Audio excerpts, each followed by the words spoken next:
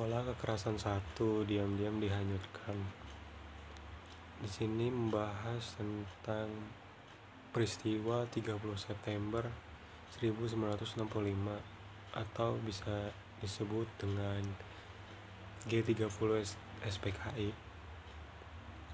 atau bisa dikatakan juga awal mula meredupnya wibawa dan kekuasaan Presiden Soekarno di jagat politik nasional. Nah, pembasmian dalam kata Oxford atau extermination yaitu membunuh. Sebelumnya pembasmian itu apa sih? Pembasmian adalah pembunuhan dilakukan dalam skala besar, baik secara langsung maupun melalui menciptakan kondisi kehidupan sehingga dapat terjadinya pembunuhan atau kematian. Pembasmian terjadi pada awal rezim pemerintahan Orde Baru dan terulang pada periode pasca Timur Timur. Pada tanggal 30 September 1965 terjadi pembunuhan 7 perwira. Dan peristiwa gerakan 30 September hanya terjadi di sebagian kota. Ada beberapa organisasi yang disebut sebagai organisasi yang berkaitan dengan PKI. Itu ada apa aja sih? Ada BTI, Barisan Tani Indonesia, Lekra, Lembaga Kebudayaan Rakyat, Pemuda Rakyat, Gerwani, Gerakan Wanita Indonesia, dan IPI, Ikatan Pemuda Pelajar Indonesia. Pola kekerasan kedua. Pada masa Soeharto, ia mengesahkan UU Nomor 5 Tahun 1960 untuk membutuhkan dominasi modal asing, tetapi pada tahun 1967 Soeharto menggantinya dengan ideologi kapitalis yang mendukung penanaman modal asing. Kebijakan ekonomi yang bertumpu pada pemanfaatan hasil produksi hutan dan sumber agraria lainnya di luar Jawa, Madura, dan Bali sejak zaman kolonial hingga saat ini dapat dibagi menjadi beberapa periode transformasi kebijakan, yaitu periode pertama yaitu pada masa pemerintahan kolonial Belanda yang berpusat pada pembangunan perkebunan di Sumatera Utara. Pada periode ini berlangsung pula penambangan kayu di Jawa dan Madura serta pembangunan hutan jati monokultur. Periode kedua setelah tahun 1960-an ditandai dengan kebangkitan pasar untuk kayu dan kemunculan teknologi untuk eksploitasi hutan besar-besaran. Hal ini kemudian memicu lahirnya kebijakan untuk mendukung pembalakan kayu berkala industri. Periode ketiga tahun 1980-an ditandai dengan upaya untuk mengubah wilayah hutan menjadi wilayah tempat tinggal berskala besar transmigrasi. Periode keempat tahun 1990-an ditandai dengan adanya pengubahan wilayah pembalakan kayu dan lahan pertanian di Sumatera dan Kalimantan menjadi wilayah perkebunan kelapa sawit dan perkebunan kayu. Dalam masa ini muncul juga wacana kebijakan perkembangan peningkatan pendapatan ekspor non-migas dan diversifikasi kesempatan kerja yang mendukung produksi di sektor perkebunan kelapa sawit dan kayu. Periode kelima ditandai dengan naiknya harga minyak mentah dunia dan perkembangan isu perubahan iklim. Hal ini diawali dengan adanya kebijakan pemerintah melakukan produksi biofuel pada tahun 2006. Dan periode ke-6 dimulai tahun 2010 yang ditandai dengan berkembangnya wacana pengurangan emisi dari deforestasi dan degradasi hutan, pembayaran jasa lingkungan, dan penyerapan karbon oleh hutan. Pada periode ini, negara mengambil alih penguasa atas tanah dari tangan rakyat dengan alasan penyelamatan lingkungan atau konservasi green grabbing. Lalu sejarah transmigrasi di Indonesia. Di tahun 1980-an, program transmigrasi ini merupakan strategi pemerintah pada periode ketiga politik agraria di Indonesia. Tujuannya sendiri untuk mengubah wilayah hutan menjadi wilayah pemukiman berskala besar. Pada tanggal 21 April 1969, Soeharto menekankan pentingnya transmigrasi dalam melaksanakan rencana pembangunan 5 tahun. Pada tahun 1984, pemerintah telah memindahkan 3,6 juta orang dari Pulau Jawa, Bali, Madura, dan Lombok ke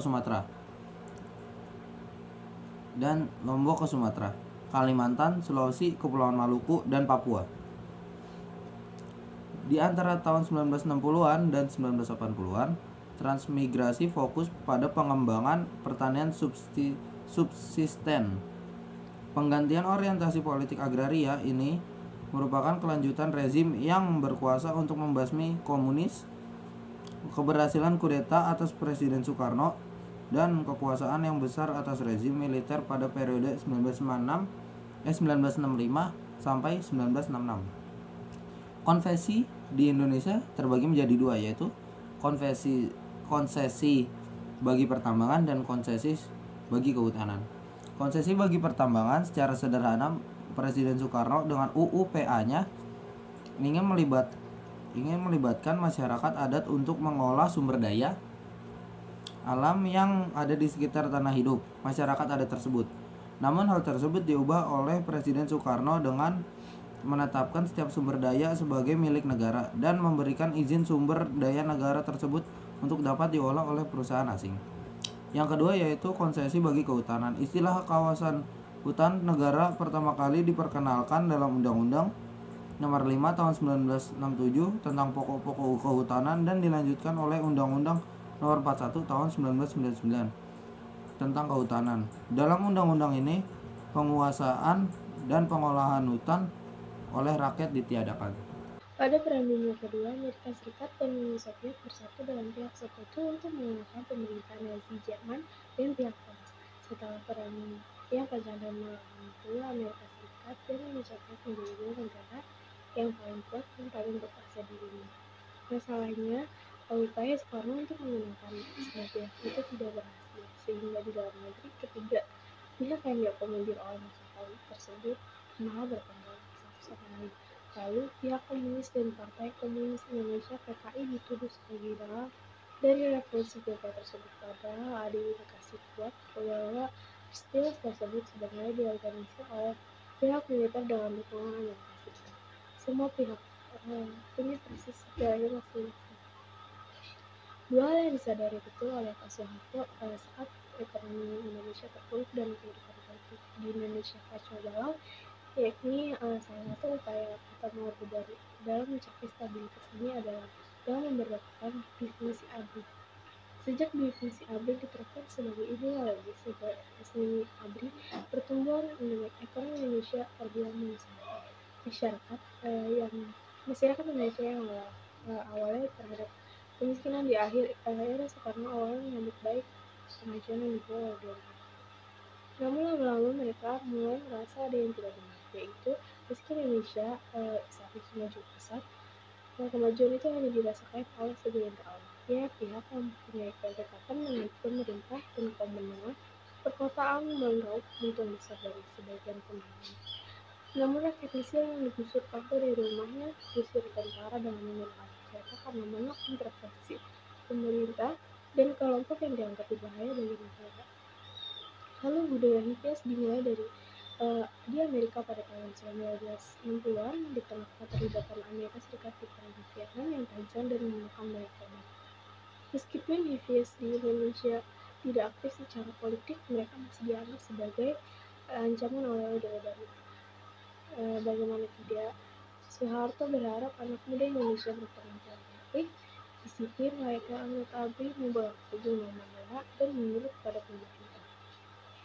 Ada satu hal yang paling pasti dimiliki seorang hipias, yaitu rambut yang gondrong. Rambut gondrong dianggap sebagai simbol yang anak muda hipis, nakal, yang tidak mendukung pada orang tua, bahkan berbahaya bagi kedaulatan negara dan ketertiban ekonomi. Akhirnya, rambut gondrong resmi dilarang oleh pemerintah. Pemerintah bahkan menetapkan target bahwa Indonesia bebas rambut gondrong pada tahun 1973. Singkatnya, kalau kamu kuliah di Indonesia pada tahun 1980, kemungkinan besar kamu akan menemukan atmosfer yang mencurahkan. Tidak seperti kebijakan dilarang gondrong yang malah blunder. Kebijakan NKK atau BKK sukses membuat para aktivis tisu untuk sementara mereka tak berani melakukan kritik secara terang. Meskipun begitu, masih banyak mahasiswa yang kritis terhadap pemerintah. Warisan dari kebijakan-kebijakan pemerintah yang berusaha mengatur dan menyelamatkan rakyatnya masih kita rasakan sampai sekarang. Bukan hanya hipes seberani bergondong, aktivis mahasiswa dan kelompok pengajian saja yang merasakan penindasan dari pemerintah.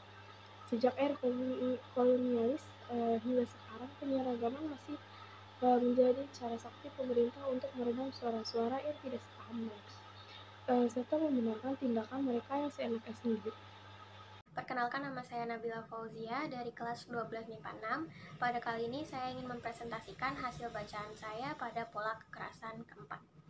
Saat Orde Baru berkuasa di Indonesia, masyarakat kita seperti ditanami pemikiran bahwa kekerasan adalah jalan untuk menanggapi perbedaan identitas, kemudian untuk menanggapi permasalahan masyarakat, dan juga menanggapi perbedaan pandangan.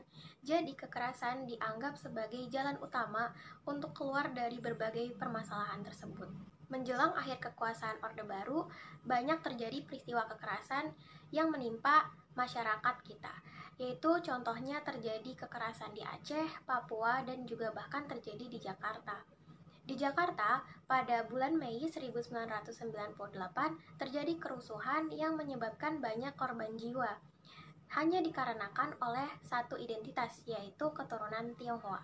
Kekerasan politik yang dihadiahkan oleh Soeharto itu terjadi pada tahun 1965, yang dimana terjadi pembasmian, kemudian penahanan secara sewenang-wenang, kemudian pemburuan orang-orang yang dianggap sebagai komunis, menyebabkan terjadi ketegangan di berbagai tempat. Kemudian terjadi konflik di daerah Poso, yaitu konflik antar warga yang terjadi dikarenakan perbedaan dua agama besar yang ada di sana, yaitu agama Kristen dengan agama Islam. Diawali pada 24 Desember 1998, terjadi pembacokan kepada seorang pemuda di sebuah masjid di Poso. Kemudian setelah peristiwa tersebut, serangan demi serangan bermunculan hingga pada akhirnya pada tanggal 20 Desember 2001, dua kelompok yang selama 3 tahun tersebut bertikai di Poso menandatangani kesepakatan untuk menghentikan segala bentuk pertikaian mereka dalam deklarasi Malino untuk Poso. Faktor pendukung konflik yang ada di sana adalah ketegangan sosial dan ekonomi, dan juga pencaplokan lahan secara sepihak oleh pemerintah. Dari dua faktor pendukung tersebut kemudian dipicu oleh berbagai faksi militer.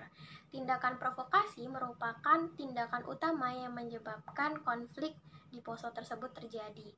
Jadi yang menyebabkan banyaknya terjadi konflik adalah tindakan provokasi. Tindakan provokasi juga merupakan salah satu pemicu terjadinya kerusuhan pada bulan Mei 1998 di Jakarta oleh beberapa oknum yang tidak bertanggung jawab. Kemudian juga dikarenakan pembentukan paramiliter oleh pasukan keamanan negara yang makin memperkeruh suasana di daerah yang memiliki konflik.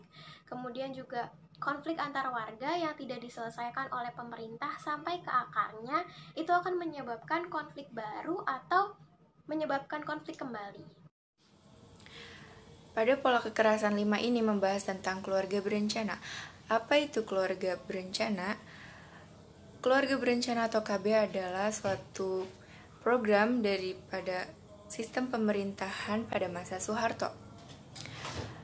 Dengan cara memasukkan alat kontrasepsi kepada organ reproduksi wanita untuk mencegah kehamilan.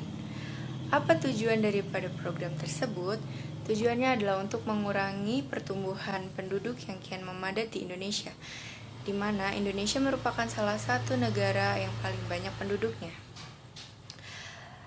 Untuk mencapai tujuan tersebut, pemerintahan Indonesia menetapkan target nasional berdasarkan Repelita atau Rencana Pembangunan 5 tahun agar akseptor KB kian bertambah dari tahun ke tahun.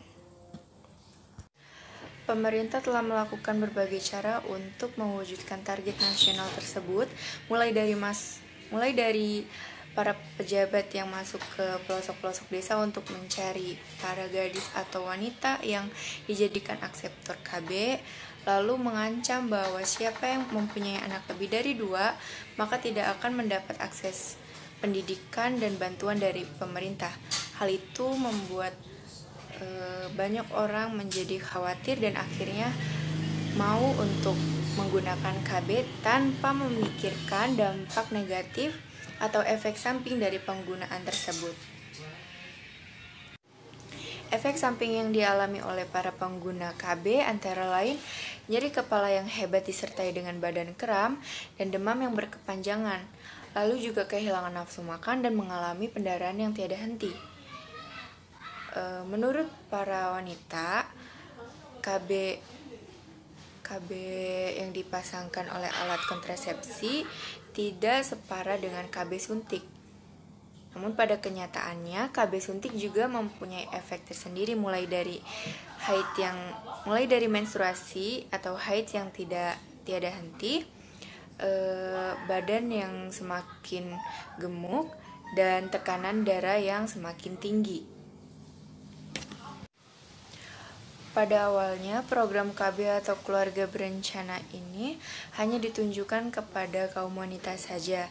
Namun melihat perkembangan yang tidak sesuai dengan target membuat pemerintah mengikut sertakan kaum laki-laki untuk ikut serta dalam keluarga berencana ini dengan cara menggunakan alat kontrasepsi atau lain sebagainya.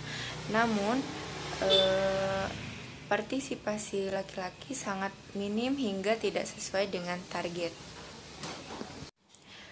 Program keluarga berencana atau KB pada masa pemerintahan Soeharto ini merupakan suatu bentuk paksaan atau ancaman di mana para masyarakat dipaksa untuk mengikuti sistem pemerintahan yang mengharuskan semua perempuan menggunakan KB. Saya Kana Yaudina Cahyani dari kelas 12 MIPA 6 nomor absen 12. Di sini saya akan menjelaskan tentang pola kekerasan 6. Apa sih itu hukum? Hukum adalah seperangkat aturan yang dijalankan melalui berbagai institusi sosial. Institusi sosial itu berupa yang besar seperti negara atau masyarakat adat sampai yang lebih kecil seperti sekolah atau keluarga, yang tujuannya itu untuk mengatur perilaku. Unsur hukum antara lain yaitu yang pertama, hukum dibuat untuk mengatur tingkah laku. Yang kedua, peraturan hukum dibuat oleh lembaga yang berwenang menetapkan aturan. Yang ketiga, penegakan aturan hukum bersifat memaksa. Dan yang keempat yaitu hukum memiliki sanksi yang tegas bagi setiap pelanggaran atau perbuatan melawan hukum. Negara kita ini adalah negara yang wajib patuh pada aturan main hukum atau rule of law. Salah satu aturan main hukum adalah menjamin dipenuhi dan dilindunginya hak-hak warga negara. Jika pemerintah dan aparat lainnya gagal melakukan kewajiban ini, maka negara tersebut bisa dijatuhi sanksi sesuai dengan apa yang sudah diatur dalam hukum. Aturan main hukum atau rule of law itu mengikuti prinsip-prinsip yang berlaku secara universal, yaitu pemerintah beserta seluruh jajarannya yaitu pejabat, aparat penegak hukum, aparat keamanan, pihak swasta, dan setiap individu bertanggung jawab di bawah hukum. Hukum harus jelas, dipublikasikan, disosialisasikan, bersifat stabil alias tidak berubah-ubah seenaknya. Adil, harus diterapkan secara merata dan melindungi hak-hak dasar manusia. Aturan main Orde Baru. Di bawah kepemimpinan Orde Baru, Indonesia menerapkan model pemerintahan yang otoriter di mana kekuasaan politik terpusat pada satu pemimpin. Dalam sistem tersebut, tata aturan hukum atau rule of law tak berjalan dengan semestinya. Bagi Orde Baru, stabilitas politik dan pertumbuhan ekonomi nasional adalah hal yang utama. Oleh karenanya, produk hukum yang dianggap dapat mendukung tujuan tersebut dipandang penting oleh pemerintah. Sebaliknya, peraturan atau produk hukum yang tidak mendukung seperti aturan-aturan yang menjamin hak asasi manusia itu diabaikan, diubah, atau bahkan dihapus. Aturan hukum semasa Orde Baru dibangun dengan tujuan yang pertama, sebagai sarana legitimasi pengesahan atau pembenaran kekuasaan pemerintah. Maksud atau contoh dari hukum legitimasi ini yaitu pada saat di bawah kepemimpinan Soeharto pada masa Orde Baru, tata aturan hukum tak berjalan dengan semestinya. Keberadaan hukum yang seharusnya melindungi masyarakat malah dijadikan sebagai alat kontrol yang berlebihan. Yang kedua, yaitu sebagai sarana untuk memfasilitasi pertumbuhan ekonomi.